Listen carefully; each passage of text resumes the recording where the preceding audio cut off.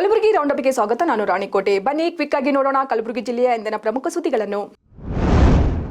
ಅತಿವೃಷ್ಟಿಯಿಂದ ಮತ್ತು ನೇಟೆ ರೋಗದಿಂದ ಹಾಳಾದ ತೊಗರಿಗೆ ಸೂಕ್ತ ಪರಿಹಾರ ನೀಡುವಂತೆ ಆಗ್ರಹಿಸಿ ಮಾರ್ಚ್ 5ರಂದು ವಿವಿಧ ರೈತ ಸಂಘಟನೆಗಳಿಂದ ನಡೆಸುತ್ತಿರುವ ಬೃಹತ್ ಹೋರಾಟಕ್ಕೆ ಬೆಂಬಲ ನೀಡಲು ನಿರ್ಧರಿಸುವುದಾಗಿ ಜಿಲ್ಲಾ ಕೃಷಿಕ ಸಮಾಜದ ಜಿಲ್ಲಾಧ್ಯಕ್ಷ ಸಿದ್ದರಾಮಪ್ಪ ಪಾಟೀಲ್ ಹೇಳಿದ್ದಾರೆ. ಸೋಮವಾರ ನಗರದಲ್ಲಿ ಸುದ್ದಿಗೋಷ್ಠಿ ನಡೆಸಿ ಮಾತನಾಡಿದ ಅವರು, ಇತ್ತೀಚೆಗೆ ಕಲಬುರಗಿಗೆ ಸಿಎಂ ಬಂದಿದ್ದ ವೇಳೆ ಹಾಳಾದ ತೊಗರಿ ಬಗ್ಗೆ ವರದಿ ತರಿಸಿಕೊಂಡು ಪರಿಹಾರ ನೀಡುವುದಾಗಿ ಭರವಸೆ ನೀಡಿದರು.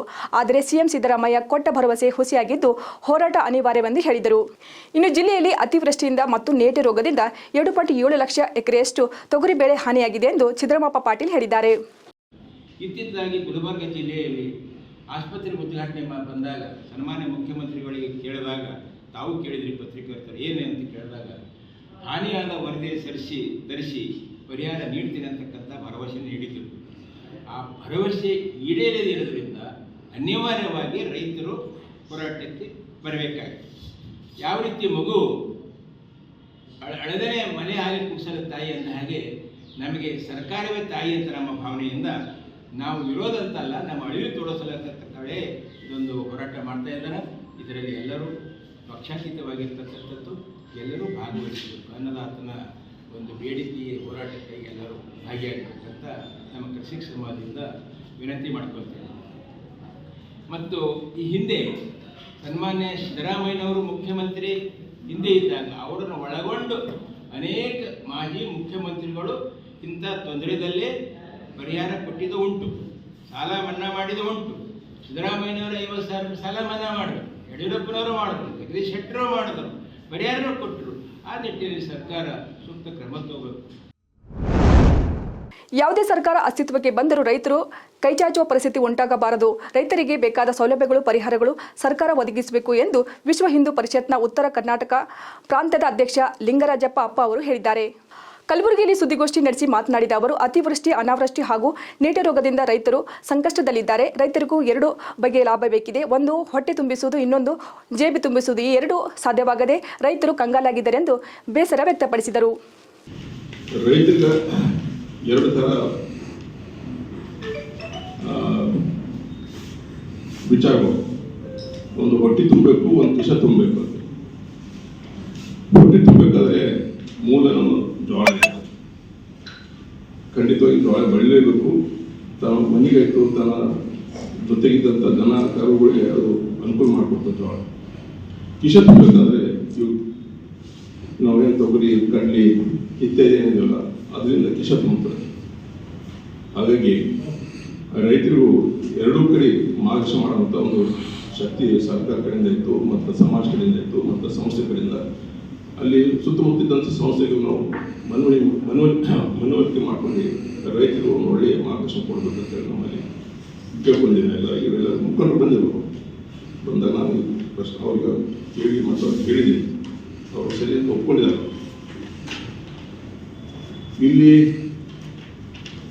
2 ವಿಷಯಗಳಿದ್ದಾರೆ.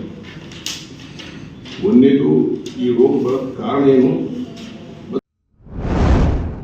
ಪತ್ನಿಯ ಕಿರುಕುಳಕ್ಕೆ ಬೇಸತ್ತು ಪತಿಯೋರ್ವ ನೇಣು ಬಿಗಿದುಕೊಂಡು ಆತ್ಮಹತ್ಯೆಗೆ ಶರಣಾದ ಘಟನೆ ಕಲಬುರಗಿ ನಗರದ ಮಹಾದೇವಿ ಕಾಲೋನಿಯಲ್ಲಿ ನಡೆದಿದೆ. 30 ವರ್ಷದ ರಾಕೇಶ್ ಬಿರಾದ ಆತ್ಮಹತ್ಯೆ ಮಾಡಿಕೊಂಡ ಪತಿಯಾಗಿದ್ದು, ಯಡ್ರಾಮಿ ತಾಲೂಕಿನ ಕುಳ್ಳಿಗೇರಿ ಗ್ರಾಮದ ಮೇಘಾ ಜೊತೆ ಕಳೆದ 3 ತಿಂಗಳ ಹಿಂದೆ ಅಷ್ಟೇ ಅದ್ದೂರಿಯಾಗಿ ಮದುವೆಯಾಗಿದ್ದ. ಅತ್ತೆ ಮಾವನಿಗೆ ಅಡುಗೆ ಮಾಡಲು ಆಗಲ್ಲ ಅಂತ ಮೇಘಾ ಕಿರುಕುಳ ನೀಡುತ್ತಿದ್ದಳು ಎಂದು ಮೇಘಾ ತಾಯಿ ರೇಣುಕಾ ಹಾಗೂ ಸಹೋದರಿ ಪ್ರಿಯಾಂಕಾ ವಿರುದ್ಧ ಕುಟುಂಬಸ್ಥರು ಆರೋಪ ಮಾಡಿದ್ದಾರೆ. ಶರಣಬಸವೇಶ್ವರ ಸಂಸ್ಥೆಯು ಸಂಸ್ಕಾರಯುಕ್ತ ಮೌಲ್ಯಾಧಾರಿತ ಶಿಕ್ಷಣ ನೀಡುತ್ತಾ ಬಂದಿದೆ ಎಂದು ಪ್ರಾಚಾರ್ಯ ಡಾಕ್ಟರ್ ಪುಟ್ಟಮಣಿ ದೇವಿದಾಸ್ ತಿಳಿಸಿದರು. ಗೋದತಾಯಿ ದೊಡ್ಡಪ್ಪ ಅಪ್ಪ ಕಲಾ ಮತ್ತು ವಾಣಿಜ್ಯ ವಿಜ್ಞಾನ ಪದವಿ ಮಹಿಳಾ ವಿಶ್ವವಿದ್ಯಾಲಯದಲ್ಲಿ ರವಿವಾರ ಪಾಲಕರ ಸಭೆಯಲ್ಲಿ ಅಧ್ಯಕ್ಷತೆ ವಹಿಸಿ ಮಾತನಾಡಿದ ಅವರು, ಶರಣಬಸವೇಶ್ವರ ವಿದ್ಯಾವರ್ಧಕ ಸಂಘದಲ್ಲಿ ಓದುತ್ತಿರುವ ಪ್ರತಿಯೊಬ್ಬ ವಿದ್ಯಾರ್ಥಿಗಳು ಓದಿನ ಜೊತೆಗೆ ಉತ್ತಮ ಸಂಸ್ಕಾರ, ಆರೋಗ್ಯದ ಕಾಳಜಿ, ಉನ್ನತ ವಿಚಾರಗಳು, ಹೊಸ ಕೌಶಲ್ಯಗಳು ತಿಳಿದುಕೊಳ್ಳುತ್ತಾರೆ ಎಂದರು. ಸಾಧನೆ ಪರಿಶ್ರಮವಾದಿಗಳ ಸೊತ್ತು ವಿನಃ ಮೈಗಳರ ಸೊತ್ತಲ್ಲ ಎಂದು ಪ್ರಗತಿ ಕೃಷ್ಣ ಗ್ರಾಮೀಣ ಬ್ಯಾಂಕ್ ಸಹಾಯಕ ಶಾಖಾಧಿಕಾರಿಯಾದ ಕುಮಾರಿ ಸೌಮ್ಯ ನಾಗಣ್ಣ ಕೊಟ್ನೂರ್ ಹೇಳಿದರು. ಇತ್ತೀಚೆಗೆ ಕೇಂದ್ರ ಸರ್ಕಾರದಿಂದ ನಡೆಸುತ್ತಿರುವ RRB PO ಪರೀಕ್ಷೆಯಲ್ಲಿ ಉತ್ತೀರ್ಣರಾಗಿ ಪ್ರಗತಿ ಕೃಷ್ಣ ಗ್ರಾಮೀಣ ಬ್ಯಾಂಕಿನಲ್ಲಿ ಸಹಾಯಕ ಶಾಖಾಧಿಕಾರಿಯಾಗಿ ನೇಮಕವಾದ ನಿಮಿತ್ತ ಕಲಬುರಗಿ ನಗರದ ಗಣೇಶ್ ನಗರದಲ್ಲಿ ಗೆಳೆಯರ ಬಳಗದ ವತಿಯಿಂದ ಆಯೋಜಿಸಿ ಸಾಧನೆ ಪರಿಶ್ರಮವಾದಿಗಳ ಸೊತ್ತು ವಿನಃ ಮೈಗಳರ ಸೊತ್ತಲ್ಲ ಎಂದು ಪ್ರಗತಿ ಕೃಷ್ಣ ಗ್ರಾಮೀಣ ಬ್ಯಾಂಕ್ ಸಹಾಯಕ ಶಾಖಾಧಿಕಾರಿಯಾದ ಕುಮಾರಿ ಸೌಮ್ಯ ನಾಗಣ್ಣ ಕೊಟ್ನೂರ್ ಹೇಳಿದರು. ಮಾಡಿದರು. ಇತ್ತೀಚೆಗೆ ಕೇಂದ್ರ ಸರ್ಕಾರದಿಂದ ನಡೆಸುತ್ತಿರುವ RRB PO ಪರೀಕ್ಷೆಯಲ್ಲಿ ಉತ್ತೀರ್ಣರಾಗಿ ಪ್ರಗತಿ ಕೃಷ್ಣ ಗ್ರಾಮೀಣ ಬ್ಯಾಂಕ್ನಲ್ಲಿ ಸಹಾಯಕ ಶಾಖಾಧಿಕಾರಿಯಾಗಿ ನೇಮಕವಾದ ನಿಮಿತ್ತ ಕಲಬುರಗಿ ನಗರದ ಗಣೇಶ್ ನಗರದಲ್ಲಿ ಗೆಳೆಯರ ಬಳಗದ ವತಿಯಿಂದ ಆಯೋಜಿಸಿದ ಸನ್ಮಾನ ಕಾರ್ಯಕ್ರಮದಲ್ಲಿ ಸನ್ಮಾನ ಸ್ವೀಕರಿಸಿ ಮಾತನಾಡುತ್ತಾ ಜೀವನದಲ್ಲಿ ಗುರಿಯೊಂದಿಗೆ ಸತತ ಪರಿಶ್ರಮದೊಂದಿಗೆ ಪ್ರಯತ್ನ ಪಟ್ಟರೆ ಸಾಧನೆಯತ್ತ ಸಾಗಬಹುದು. ಪರೀಕ್ಷೆ 5 ಬರೆದು 6ನೇ ಬಾರಿ ಪ್ರಯತ್ನ ಮಾಡಿ ಉತ್ತೀರ್ಣರಾಗಿದ್ದೇನೆ. ಅದಕ್ಕೆ ಮರಳಿ ಪ್ರಯತ್ನ ಮಾಡುವಲ್ಲಿ ವಿಶ್ವಾಸವಿರಲಿ. ಸಾಧನೆಗೆ ಬಡತನ, ಸ್ತ್ರೀಯರು ಎಂಬ ಅಸಮಾನತೆ ಅಡ್ಡಿಯಾಗಲಾರದು ಎಂದು ಮಾರ್ಮಿಕವಾಗಿ ನುಡಿದರು. ಬಳಗದ ಸದಸ್ಯರಾದ ನ್ಯಾಯವಾದಿ ಬಸವರಾಜ್ ಕುಡಿಗಿಮಠ್ ಮಾತನಾಡುತ್ತಾ ಇಂದಿನ ದಿನಗಳಲ್ಲಿ ಮಹಿಳೆಯರು ಎಲ್ಲಾ ಕ್ಷೇತ್ರದಲ್ಲಿ ಸೇವೆ ಮಾಡುವುದರೊಂದಿಗೆ ಸಾಧನೆಗೈಯುತ್ತಿರುವುದು ಹೆಮ್ಮೆಯ ವಿಷಯ ಎಂದರು. ಇಲ್ಲಿನ ಮಹಾದೇವಪ್ಪ ರಾಂಪುರೆ ವೈದ್ಯಕೀಯ ವಿಶ್ವವಿದ್ಯಾಲಯದ ಕೌಶಲ್ಯ ತರಬೇತಿ ಕಾರ್ಯಕ್ರಮದಡಿಯಲ್ಲಿ ಜೀವರಕ್ಷಣೆಗಾಗಿ ಪ್ರಾಥಮಿಕ ಬೆಂಬಲ ಎನ್ನುವ ವಿಷಯದ ಕುರಿತು ಕಾರ್ಯಾಗಾರವನ್ನು ಇತ್ತೀಚೆಗೆ ಹಮ್ಮಿಕೊಳ್ಳಲಾಯಿತು. ಬಸವೇಶ್ವರ ಆಸ್ಪತ್ರೆಯ ಮಕ್ಕಳ ತಜ್ಞರಾದ doctor Basavaraj Patil, doctor Apoorva AB, doctor Kiran Hosagowda, doctor Vinod Upalavkar ಅವರು ತರಬೇತಿ ನೀಡಿದರು. ಈ ಕಾರ್ಯಾಗಾರದಲ್ಲಿ ತುರ್ತು ಪರಿಸ್ಥಿತಿಯಲ್ಲಿ ರೋಗಿಗಳಿಗೆ ನೀಡಬೇಕಾದ CPR ಹೃದಯ ರಕ್ತನಾಳಗಳನ್ನು ಪುನರ್ಜೀವನಗೊಳಿಸಲು ಬಳಸುವ ಪ್ರಥಮ ಚಿಕಿತ್ಸೆ ಕುರಿತು, CPR ಎಂದರೆ CPR ಚಿಕಿತ್ಸೆಯ ಅಗತ್ಯತೆ ಯಾವಾಗ ಉದ್ಭವಿಸುವುದು, CPRನ ಹಂತಗಳು, ಮಾಡುವ ವಿಧಾನ ಇನ್ನಿತರ ವಿಷಯಗಳ ಕುರಿತು ಪ್ರಾಯೋಗಿಕವಾಗಿ ತರಬೇತಿ ನೀಡಲಾಯಿತು. ನವಭಾರತ್ ನೇತ್ರ ತಪಾಸಕರ ಹಾಗೂ ಕನ್ನಡಕ ಮಳಿಗೆಗಳ ಮಾಲೀಕರ ಸಂಘದ ಅಧ್ಯಕ್ಷರಾದ ಆನಂದ್ ವಾರಿಕ್ ಅವರ ನೇತೃತ್ವದಲ್ಲಿ ಹೋಟೆಲ್ ಮೌರ್ಯ ಗಾರ್ಡನ್ನಲ್ಲಿ ಇಂದು 5ನೇ ವಾರ್ಷಿಕೋತ್ಸವ ಕಾರ್ಯಕ್ರಮವನ್ನು ಸಂವಿಧಾನದ ಪೀಠಿಕೆ ಓದುವ ಮೂಲಕ ಚಾಲನೆ ನೀಡಲಾಯಿತು. ಜಿಲ್ಲಾ ಆರೋಗ್ಯ ಮತ್ತು ಕುಟುಂಬ ಕಲ್ಯಾಣ ಇಲಾಖೆಯ ಉಪನಿರ್ದೇಶಕರಾದ ಡಾಕ್ಟರ್ ಅಂಬರಾಯ ರುದ್ರವಾಡಿ, ಜಿಲ್ಲಾ RCH ಸಿದ್ದು ಪಾಟೀಲ್ ಯಾದಗಿರಿ, ಜಿಲ್ಲಾ ಆರೋಗ್ಯ ಮತ್ತು ಕುಟುಂಬ ಕಲ್ಯಾಣ ಇಲಾಖೆ ಅಧಿಕಾರಿಗಳಾದ ಡಾಕ್ಟರ್ ಪ್ರಭುಲಿಂಗ್ ಮಾನಕರ್ ಉದ್ಘಾಟಿಸಿದರು. ಅನುಗ್ರಹ ಕಣ್ಣಿನ ಆಸ್ಪತ್ರೆ ನೇತ್ರ ತಜ್ಞರಾದ ಡಾಕ್ಟರ್ ವಿನೀತ್ ಭೀಮಶೆಟ್ಟಿ, ಡಾಕ್ಟರ್ ಸೌರಭ್ ಶಾ, ನಿಕಟಪೂರ್ವ ತಾಲೂಕು ಆರೋಗ್ಯ ಅಧಿಕಾರಿಗಳಾದ ಡಾಕ್ಟರ್ ವಿಶ್ವನಾಥ್ ಬಿರಾದಾರ್ ಸೇಡಂ, ತಾಲೂಕು ಆರೋಗ್ಯ ಅಧಿಕಾರಿಗಳಾದ ಡಾಕ್ಟರ್ ಸಂಜೀವ್ ಪಾಟೀಲ್ ಧನ್ವಂತ್ರಿ, ನಾರಾಯಣ್ ಭಾವಚಿತ್ರಕ್ಕೆ ಪೂಜೆ ಸಲ್ಲಿಸಿದರು. GST ಹಣ ಪಾವತಿಸದಿದ್ದರೆ ಆತ್ಮಹತ್ಯೆ ಮಾಡಿಕೊಳ್ಳುವ ಕುರಿತು ರಾಜ್ಯ ಸರ್ಕಾರಕ್ಕೆ ಕಲ್ಯಾಣ ಕರ್ನಾಟಕ ಗುತ್ತಿಗೆದಾರರ ಸಂಘದ ಮುಖಂಡರು ಎಚ್ಚರಿಸಿದ್ದಾರೆ. ಈ ಕುರಿತು ಕಲಬುರಗಿಯಲ್ಲಿ ಕಲ್ಯಾಣ ಕರ್ನಾಟಕದ 7 ಜಿಲ್ಲೆಗಳ ಅಧ್ಯಕ್ಷರ ನೇತೃತ್ವದಲ್ಲಿ ಸಭೆ ನಡೆಸಿದ ಗುತ್ತಿಗೆದಾರರು ಮಾರ್ಚ್ 8ರ ಅಂತ್ಯದೊಳಗಾಗಿ GST ಹಣವನ್ನು ಪಾವತಿಸುವಂತೆ ಕೇಂದ್ರ ಸರ್ಕಾರ ಗಡುವು ಹಿನ್ನೆಲೆ ಹಾಗೂ ಹೈಕೋರ್ಟ್ ಸಹ GSTಯ ವ್ಯತ್ಯಯ ಸರ್ಕಾರವೇ ಭರಿಸುವಂತೆ ಆದೇಶ ನೀಡಿದೆ.